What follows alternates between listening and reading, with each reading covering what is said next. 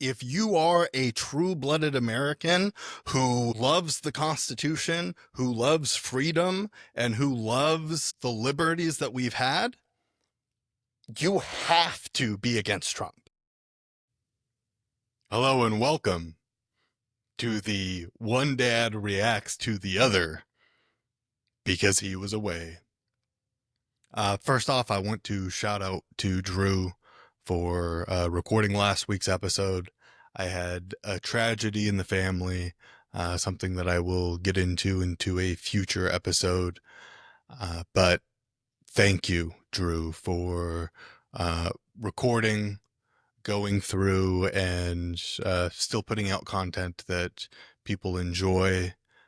I know this is a lot more awkward when it's just you talking to yourself than when we have a back and forth dialogue. So I really do appreciate it.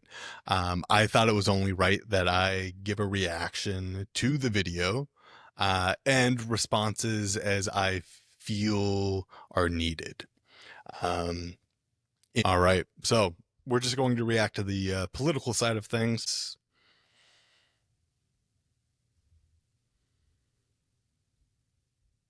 But for now, let's talk about the thing that I hate the most in this life, politics.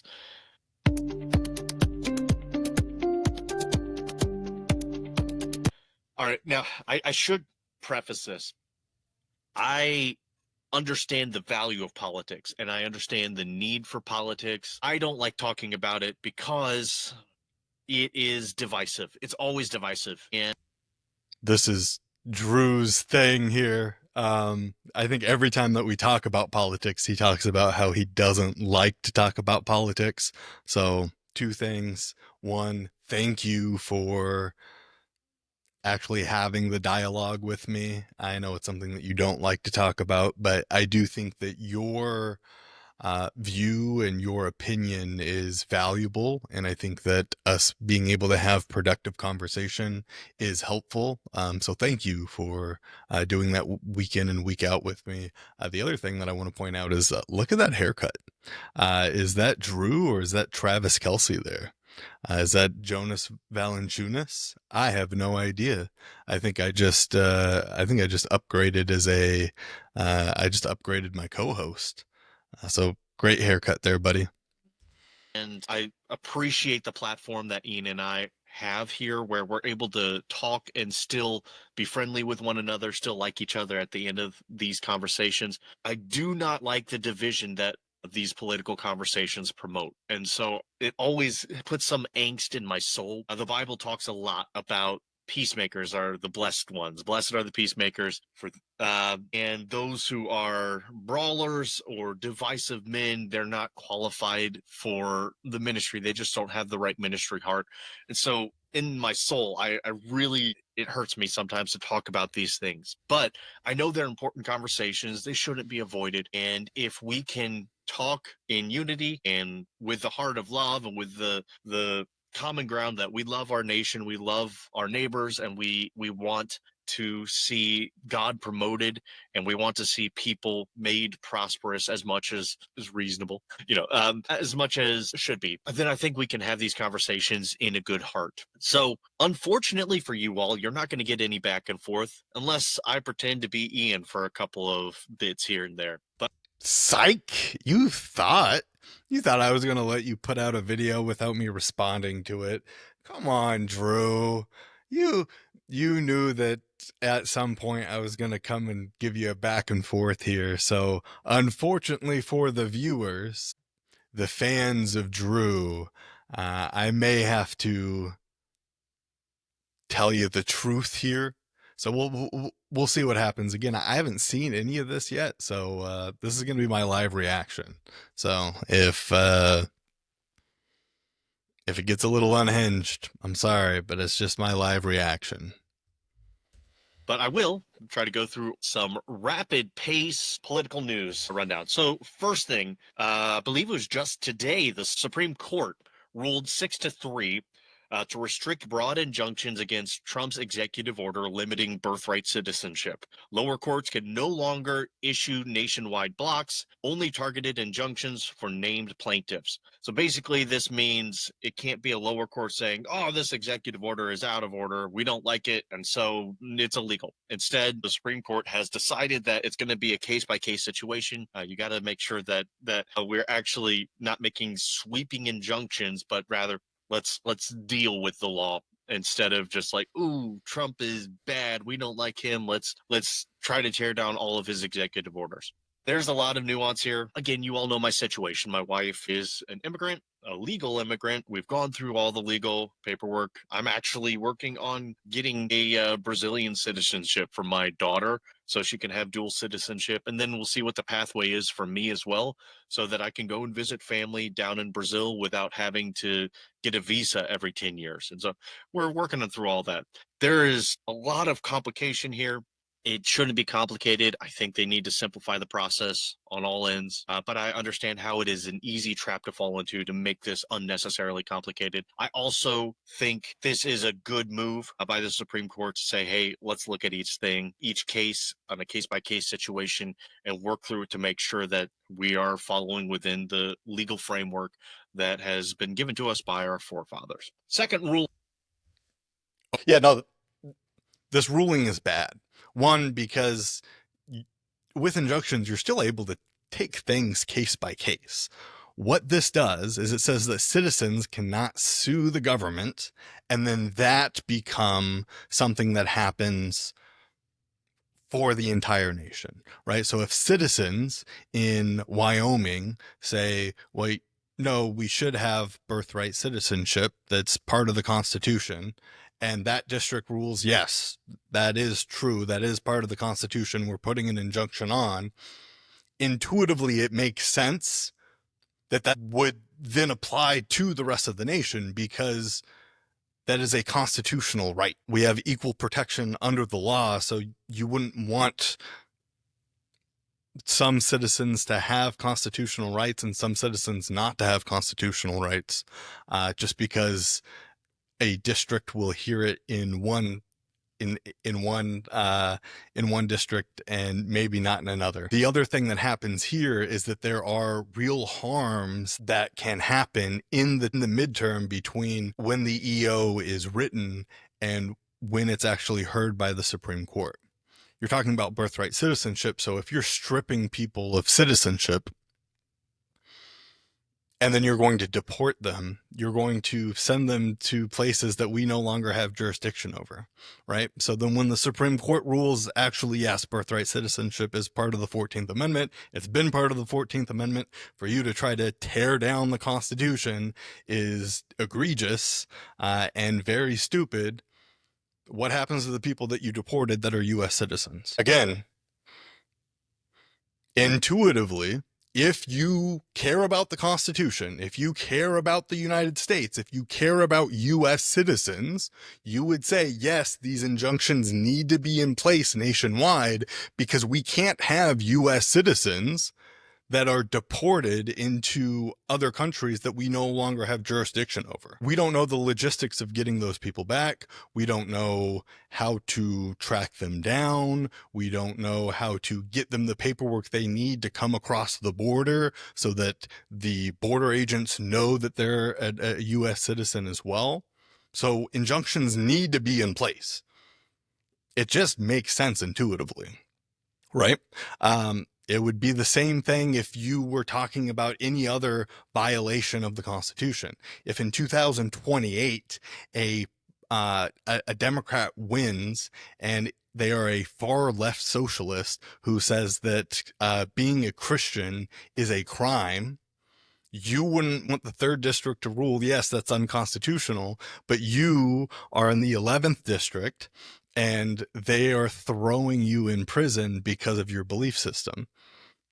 And sure, by the time that the Supreme Court hears it and whatnot, you will be able to be released, but that harm has already been happened. Your constitutional rights have already been violated. You were already put into prison. Again, this is just intuitively, we can see that this is a bad decision. Now, there are remedies for this. The states believe that if the states bring the lawsuit up, that it would lead to a universal injunction rather than U.S. citizens, and then also class action lawsuits. So Gorsuch and Alito brought this up. Basically, you're just going to have a lot more litigation throughout the country. This violates the thinking that the Supreme Court had just last year when they ruled on the Chevron deference, when they said that the executive branch does not have the power to interpret law, that has to come through the judicial branch, and that if there is anything that is up for nuance, that it should probably be on Congress to pass a new law that is more specific. What Trump is trying to do with birthright citizenship is interpret the law and create a new interpretation of the law. Senator Tim Kaine is, in case you don't remember, he is the Tim Walz before Tim Walz. He was the previous vice presidential candidate against Trump when Hillary was running. So almost a decade ago now. But Tim Kaine has forced a war powers vote. He has triggered a Senate vote to determine whether President Trump needs congressional authorization to further strikes on Iran. Because after the Israeli airstrikes and Trump's 2-week diplomacy or else warning to Iran, lawmakers want clarity on the limits of executive military power. Understand the need to keep executive powers in check. There's a lot here to unpack because it was okay when Obama dropped thousands of bombs. Senate said nothing that I remember. I mean, I was younger, so I could be missing stuff here in all honesty, but I don't remember a media uproar about it. But because the grumpy orange man with the ferret on his head decided to stop a nuclear escalation of the number one funder of terrorism in the world, the Senate's like, oh, I don't know. I think he's taking too much power. It's wildly inconsistent. It really is. I do think we need to keep executive powers in check. That's the whole point of having multiple branches of government, system of checks and balances. I also think that we have devolved into pettiness on both sides of the aisle. And I'm going to talk about that a little bit later on in this segment. Disagreement over the B-2 bombing effectiveness. Okay, the both sidesism that Drew loves to run here just doesn't make any sense, and it doesn't hold water in this case either, right? So yes, Obama did do a lot of drone strikes, but Trump actually did more drone strikes than Obama did per year. Then you didn't see people say, hey, Trump is overusing his executive powers to do it. Why? Because we were bombing ISIS, we were bombing the Houthis, we were bombing terrorist organizations. So there is nuance here. When you are bombing terrorist organizations that are not state actors, there's a difference in war power and executive power, right? This is something that I do think Congress does need blame on because they have given a lot of their power to the executive branch. I don't think that prolonged drone strikes should happen under either president, either party without congressional approval. But that is something that Congress signed away. Congress said, we're okay with giving the president leeway here when it comes to like terrorist organizations. This was not a terrorist organization. You are bombing a state government, their energy capacities. Like this is an act of war. There is no question that this is an act of war. He needs congressional approval. Now, he can get congressional approval, I think 30 to 60 days retroactively, but it doesn't sound like Trump is going through that process. Again, because Trump doesn't care about the process. He doesn't care about the Constitution. He doesn't care about checks and balances. He just wants to run things the way that he wants to run it. And if you disagree with him, then now you are terrible, right? There should be congressional approval for these strikes. The fact that we say, well, it's kind of petty to bring this up is disingenuous.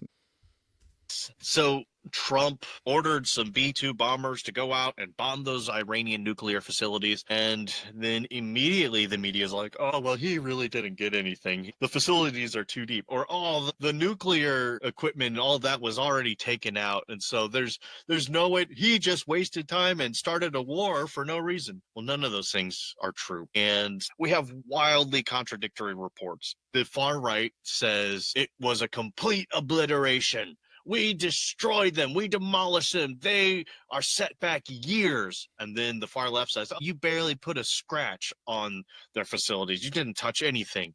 The truth is, when you have two wildly extreme answers, the truth is right in the middle somewhere in this range. Chances are we probably set them back a bit. We damaged some stuff. We definitely sent a message. Now, the whole world has seen the message that Trump sent. He's not going to wait around. He's going to take action when action needs to be taken on high level like this. With this was and Ian is 100%. All right. Again, this both sidesism, where he positions this as, well, the right is saying something, and then you have people on the left that are saying something, and the truth is probably in the middle, is very disingenuous, right? Because we have Trump and Hegseth saying things and the Trump propaganda machine saying things. And then we have the rest of the world agreeing on the underlying situation, right? So we have Reuters, we have the New York Times, we have the Wall Street Journal, we have ABC, we have NBC, we have Trump's own Joint Chief of Staff, who said that we didn't even use bunker busters on one of the facilities. You have military intelligence that say that we didn't penetrate Fordo. Like that is our own intelligence agency saying that we didn't do this, right? So no, the truth doesn't lie somewhere in the middle. We can call Trump out and say that he lied. He lied. Now, could there be some some additional damage that we don't know about? Sure. But the idea that we destroyed their nuclear plants is false. It's a lie. And again, it's not somewhere in the middle. Conservatives love to do this, where they love to say, well, I don't really trust the government. But then whenever Trump says something, they take it as gospel.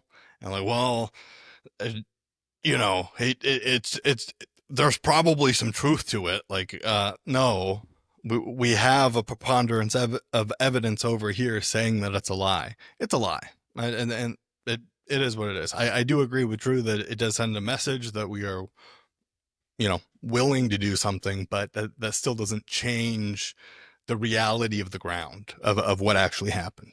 I'm going to argue with this. This was a peace thinking measure. This was, hey, we can't afford the Middle East to be in a great conflict right now. So we're with Israel. We're going to protect Israel. We are going to stop Iran from obtaining nuclear weapons.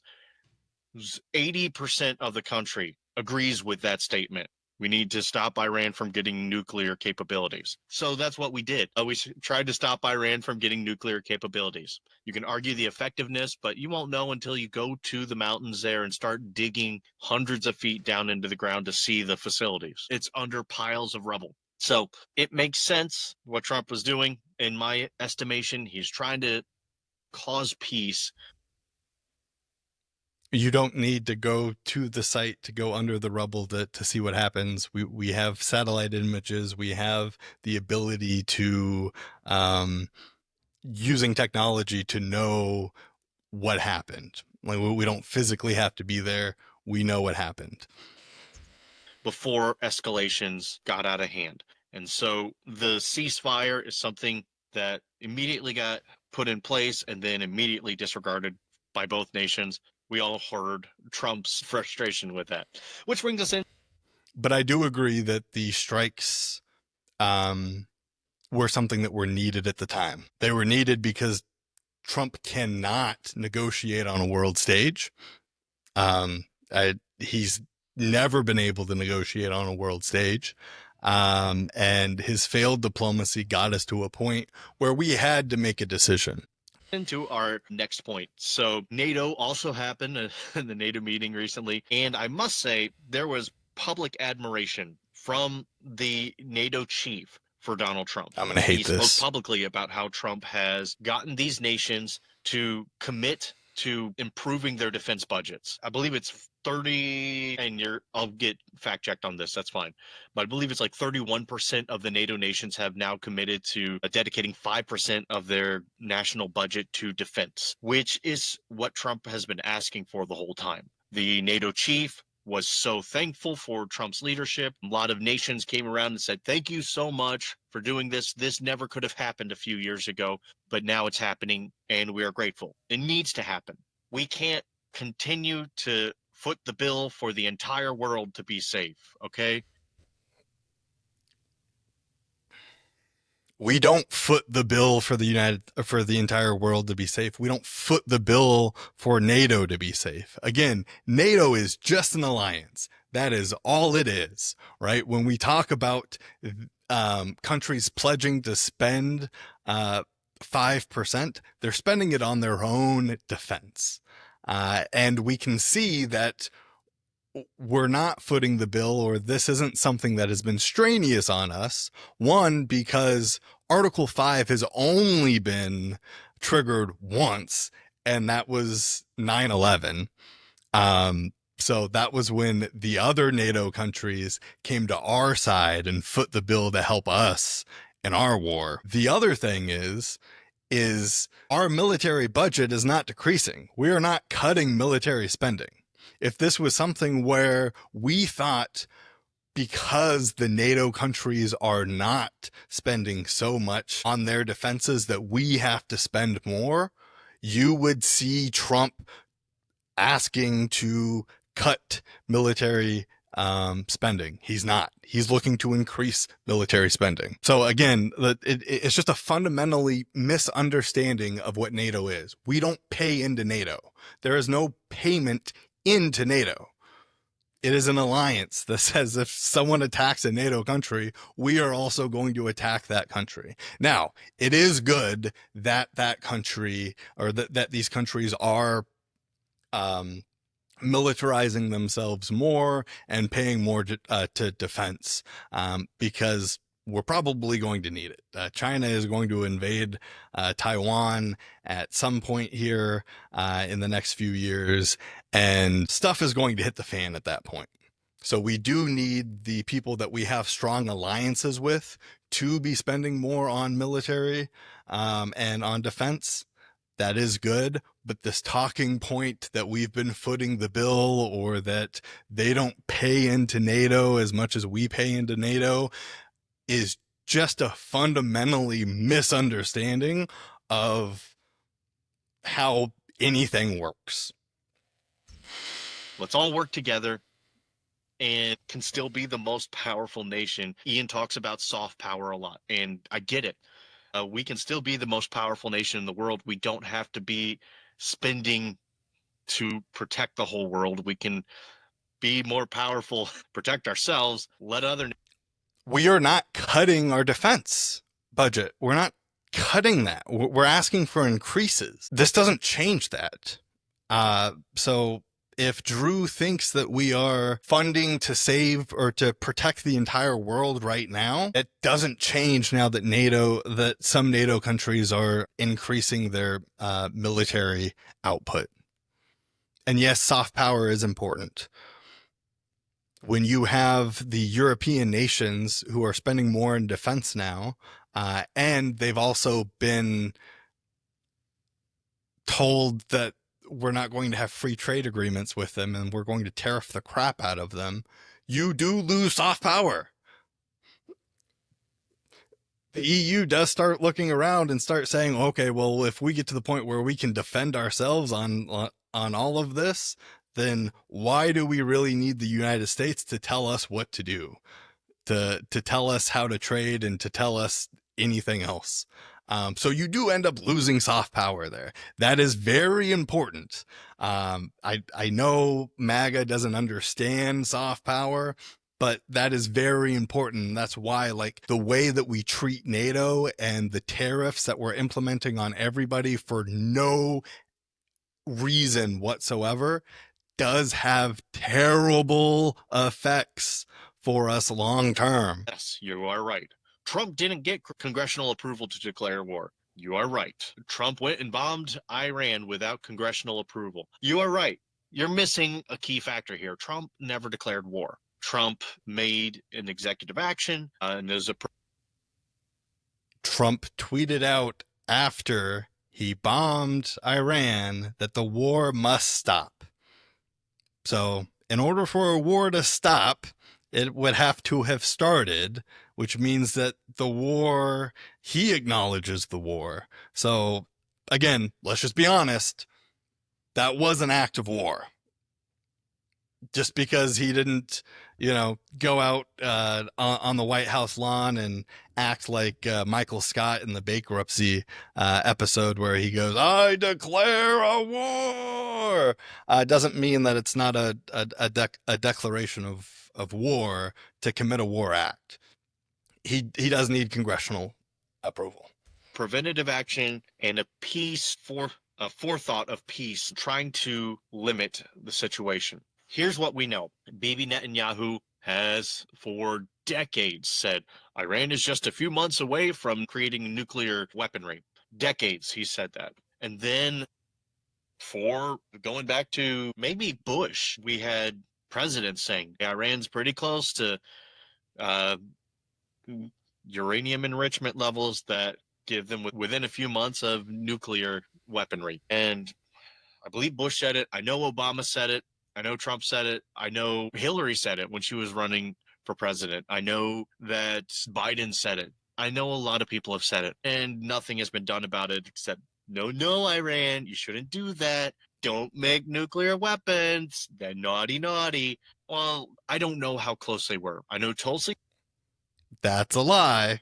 Let's just point that out there. That is a lie. There was something done about it. It is called the JCPOA, and it was effective. It stopped them from enriching their uranium. It was very effective. So there was something that was done.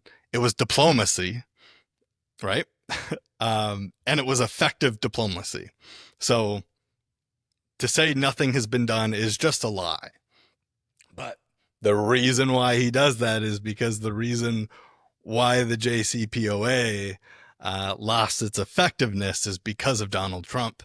And I hope that Drew gets into this here, but we'll see what happens.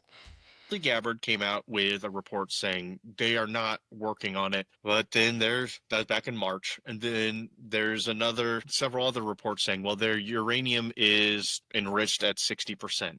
And they're just a few months away from 90% enrichment. And that's when they have enough to make nuclear weaponry. I don't know. But I do know that people have been talking about this for decades. No one has done anything about it. Trump did something about it, and now people are. That's a lie. Again, that's a lie. Obama did something about it, and it was effective. Are upset. It's Ian. The spirit of Ian is with me now. Drew, if Trump hadn't backed out of the Iranian peace deal that Obama set up in 2018, then we wouldn't have this escalation. Well, Ian, listen to me, okay? That Iranian peace deal that Obama set up had the sunset clause. We were coming to the end of that. And it also didn't cover things such as ballistic missiles and other weaponry. There were a lot of clauses underneath that Iran was skirting around. No, you're just getting wrong facts. You're a dum-dum. No, Ian, I'm not a dum-dum. I did the research. And Trump, I've admitted this, Trump backed out of that deal too fast. He should have had something else in place. But that deal was still in effect with the European Union. Yeah, but Iran went away from the deal because the United States wasn't in the deal anymore. So it's Trump's fault. No, Ian, listen. The deal, the peace treaty was still in place. The deal was still in place. Iran broke the rules. And whether the United States is part of that treaty or not, Iran broke the treaty. This is what I'm talking about, Drew, with soft power. The United States has soft power and they need to be in the peace treaty for it to be in effect. So what you're telling me is Iran will only listen to the rules of a peace treaty if they are under threat of being bombed by the United States. Hmm. Okay. All right. I know. Sorry about that. Okay. So one, stop calling it a peace treaty. It was not a peace treaty. I guess that's why you keep bringing up like the ballistic missiles thing. It wasn't a peace treaty. All it was a deal to get them to stop enriching their uranium. It was a nuclear weapons deal, and it was very effective. The threat there was not that we are going to bomb you if you don't do this. The threat was we were sanctioning their money. We had frozen their assets, about $1.7 billion of their assets. We said, if you agree to this, we will unfreeze your assets and lift sanctions off of your country so that you can effectively trade. That is what the deal was, and it was effective. This idea that one, that it was a peace deal, doesn't make any sense. But two, that like ballistic missiles have anything to do with it doesn't make any sense. And it like these criticisms of the deal itself are mind-boggling to me. So if this would be similar to if a city saw that drunk driving was killing a lot of people, so they wanted to implement something to stop drunk driving. So they actually put carports in around every place that serves alcohol. And in order for you to get out of the carport, you have to blow a breathalyzer to show that you aren't drunk. And drunk driving plummets because nobody is able to drunk drive. And then Drew says, well, yeah, but they're still able to speed, right? So like, that seems pretty ineffective to me. Like they can kind of skirt around that. It's like, well, no, that wasn't the intention of the agreement or what they were trying to solve. Again, what they were trying to solve was to stop them from enriching their uranium, which they did. We know that they did. And then what Trump did is he went in and he pulled away, and he said, no, we are not going to follow this agreement anymore. I am going to refreeze your assets, and then I am going to sanction you. And then at that point, Iran said, okay, well, if you're going to do that, then we're going to start enriching our uranium. To break this down for it to not be geopolitics, let's say you are a 13-year-old boy, you save up money and you buy yourself a PS5. You start playing your PS5 and you're playing your PS5 so much that you stop doing your homework and your grades begin to slip. So your dad comes to you and just takes your PS5. Well, you continue to not do your homework in defiance to them because that's yours. Why are you taking that from me? So your dad comes to you and says, okay, I am going to give you back your PS5 so that you can play if you agree to this arrangement. I have talked with all of your teachers, your principals, and your guidance counselors, and they are going to check in on you daily, 10 times a day, to make sure that you are doing your work and that you are getting good grades. And if you continue to do that, then you get to play your PS5. And you're like, great, that's awesome. I am going to continue to play my PS5. I'm getting good grades now. Everybody's happy. Uh, but unfortunately, your dad comes home drunk one night. He looks at you and he says, I really hate this kid anyways. Like, why did I give him his PS5 back? This this kid sucks. So he takes the PS5 and he breaks it. You are going to start saying, okay, well, I'm not going to do my homework anymore. We had an agreement and you broke the agreement. There's no reason for me to continue my side.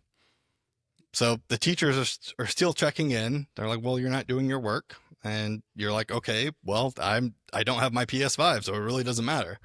All right. The principal's like, hey, you need to do your work. And you're like, no, I don't have my PS5, so it doesn't really matter. This is what diplomacy is, right? When you make deals with people and then you renege on the deal, they are going to start doing things in defiance of you.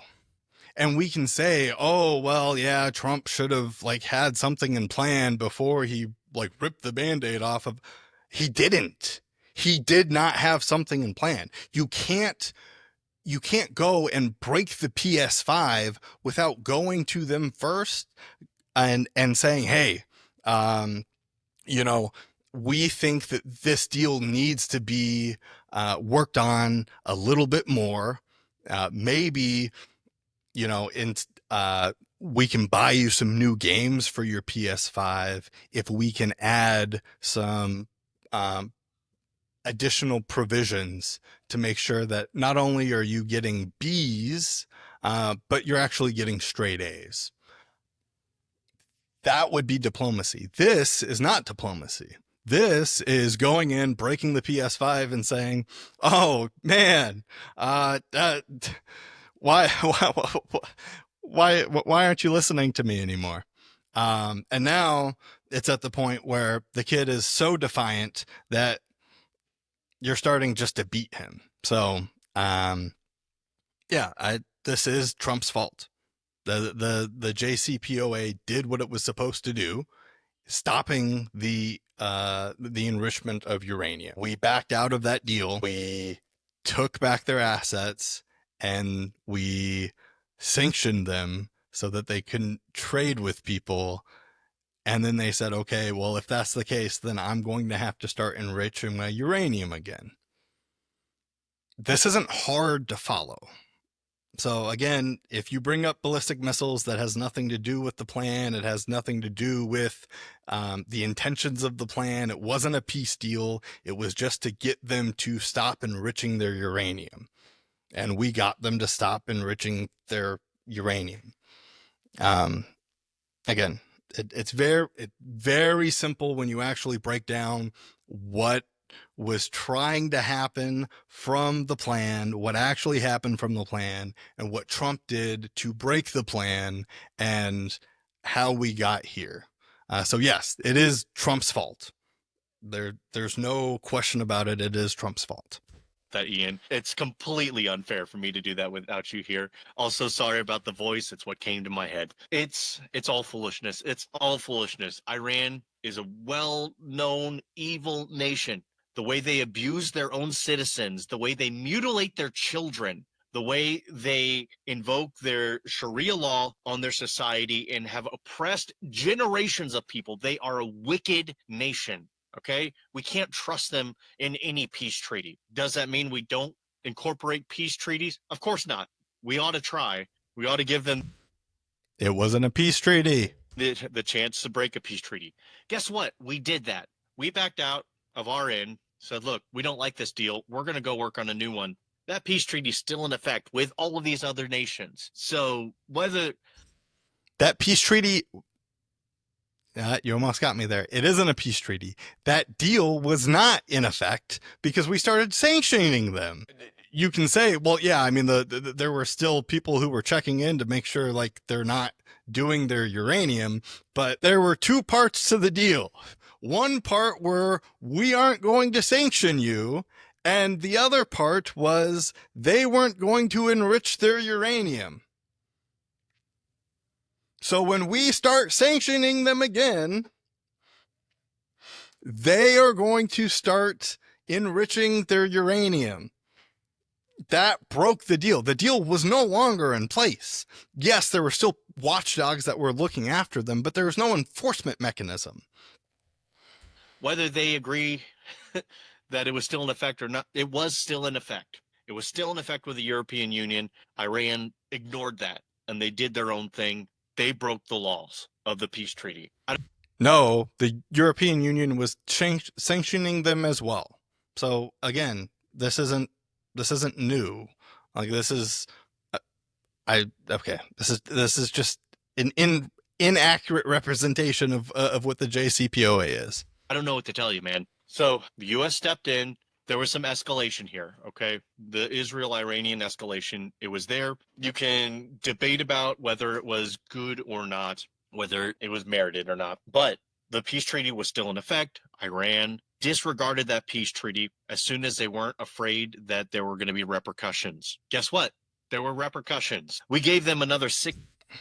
No, they disregarded the deal that we had agreed to when we broke the deal and started sanctioning them again. 60 days saying, hey, you have 60 days to make this deal. 60 days came and went. And guess what? On day 60, they got bombed by Israel. And then they attacked Israel. We stepped in. You can talk about whether you like Israel or not. They are well known to be one of our strongest, not the strongest ally that we have. And that's a mutual relationship. It's mutually beneficial. But that's them's the fact. I do find it funny that we're like, well, we gave them 60 days to agree to a deal. Why would they agree to a deal with someone who ripped up the agreement that we had before and disobeyed the agreement and just started sanctioning them when they had not started enriching uranium? This is why you can't just start going, okay, well, this is a little ineffective, so let's just get rid of it all. Because then nobody's going to actually negotiate with you.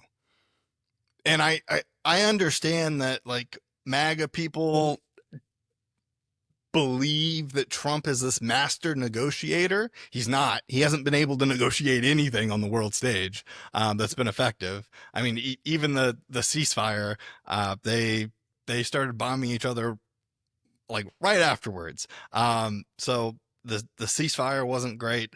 He has still not been able to negotiate anything in Russia and Ukraine. When he negotiated our pullout of Afghanistan, he didn't even include the Afghan government. He just talked directly to the Taliban and said, hey, you know, we're going to pull all of our troops out on, you know, these days here. And just surrendered ourselves to the Taliban. It's been almost 90 days of the trade war that he started, and we still have no trade agreements that are signed. So, yeah, no, Trump is notoriously terrible at negotiating on the world stage. He gets taken advantage of every single time. So the reason why we don't have the ability to, you have 60 days to do this deal, is because we have no credibility with the deals that we make. And largely that's because of Trump and the way that he acts on the world stage. Brother, them's the facts. So I know, again, Ian's going to watch this. He's going to pop a couple of veins in his head. Brain's going to explode. He's going to be really upset about all of this and record his own political conversation video later on.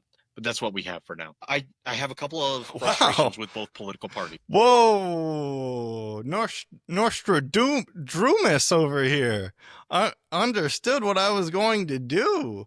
I don't know if you realized that I was going to do this like just like a live reaction here, but that's pretty cool that you knew that I was going to do that. So that's cool. Okay. I don't agree with Trump on a lot of stuff. I'm not a Trump fan. I think he is a bully. I think he is brash and an emotional actor. I think he is a showman. I'm not a huge fan. he is not Adolf Hitler. He's not the worst human being to ever exist. Ian, I'm going to call you out here. You were talking in our Facebook message groups how he is objectively the worst president in the United States history. Well, no. James Buchanan literally sat back and let the Civil War happen. Andrew Johnson, an outspoken racist and just all around loser, he got impeached when that had never happened before. There have been multiple horrible presidents. Trump's not the worst. He's definitely not the best. He's somewhere in the middle, honestly. He is a polarizing. Okay, again, this somewhere in the middle thing.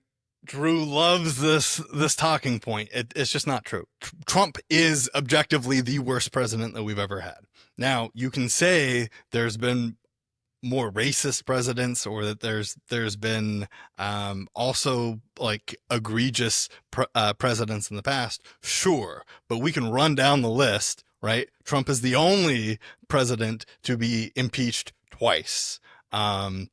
Trump is the only president to lead a coup against the government because he lost an election. Trump is the only president to argue in front of the Supreme Court that he should have immunity for killing U.S. citizens. Trump is the only U.S. president to try to get rid of birthright citizenship. He is the only U.S. president that has attacked the First Amendment the way that he is attacked, whether it is trying to sue news organizations for the way that they edit things, whether it's suing pollsters for putting out polls that are against him, whether it is Trump revoking the ability to argue government cases for law firms that contributed politically to people he doesn't like, or represented against him in any case. Like, we can go down the list as it pertains to the Constitution itself. Trump is the worst modern day president, and it's not even close. Like, if you are a true-blooded American who loves the Constitution, who loves freedom, and who loves like, if you are a true-blooded American who loves the Constitution, who loves freedom, and who loves the liberties that we've had, you have to be against Trump. Richard Hanahan, who is a conservative, who voted for Trump, who helped write Project 2025, has said that this is a litmus test. The Trump administration is a litmus test of if you are an American and you believe in American values, or if you don't. That if you continue to support this presidency and the things that he is doing, you have a fundamentally misunderstanding of what America is about. We cannot say that from any other president. No other president has attacked the judicial branch the way that Trump is attacking the judicial branch. No other president has had the DOJ come out and say, we are the Department of Justice for Donald Trump, not for America, for Donald Trump. If that doesn't alarm you, I'm sorry. But yes, Donald Trump is the worst president. We don't have to do this. There's two sides of every, again, the preponderance of evidence is clear. Perfect. He's not a deity like many of the MAGA proclaim him to be. I hate the celebrity worship of Trump. That's honestly the most off-putting thing about the whole MAGA movement, is that Trump is just shown with the halo and the glowing background and the angel of our day. It's because it's a cult. I'm sorry, but it's because it's a cult. The reason why you see that everybody in the Trump administration kisses the feet that he walks on and proclaims that he is Jesus, and the MAGA people who continue to vote for Trump and continue to view Trump as Jesus, view him this way, is because they're stuck in a cult. It is what it is. He is a cult leader. He specifically picked people who were going to kiss his feet and who were going to prop him up as a cult leader to join his cabinet. That his only criteria for who he was going to pick for the cabinet picks were, do you think that the 2020 election was stolen from him? And if you said yes, then that is a good litmus test that, one, you're not attached to reality, and two, that you're going to be so loyal to him that he can present you with the most blatant of lies and you're still going to support him. No. I think it is a civic duty to point out all of the lies and all of the terrible things that Trump and the MAGA party are trying to have happen to our society and trying to have happen into our country. I am not going to chill out. Donald Trump is the worst president that we've ever had, at least in the modern day history. He is someone who spews nothing but lies. You have an entire group of people that don't believe in vaccines, that don't believe in medicine, that don't believe in the things that we know to be true, right? And that's just because they've been told this lie and they believe this lie. They believe that Donald Trump won the 2020 election when there's no evidence whatsoever that he won the 2020 election. There's actually evidence to prove that statement wrong 99% of the time. Again, Rudy Giuliani went in front of a judge, and when they asked him, why did you lie to the courts and why did you lie about the fraud that happened in Atlanta, he said, well, I thought it was my First Amendment right to lie. That's why he lost his apartment in New York. That's why he lost all of his stuff, right? That's why the My Pillow guy lost his defamation. That's why Fox News had to pay $787 billion to Dominion, because they knew it was a lie. Tucker Carlson was texting people and saying, man, I know this is a lie, and I know that like what we're telling them to do is just a load of crap, but I'm going to do it anyways because of the ratings. He texted that, right? And these are the people that the MAGA party continues to follow. So yes, Donald Trump is the worst president that we've ever had. Yes, Donald Trump, his attack isn't just on the American system that has made us great, but also just reality itself, which is terrible.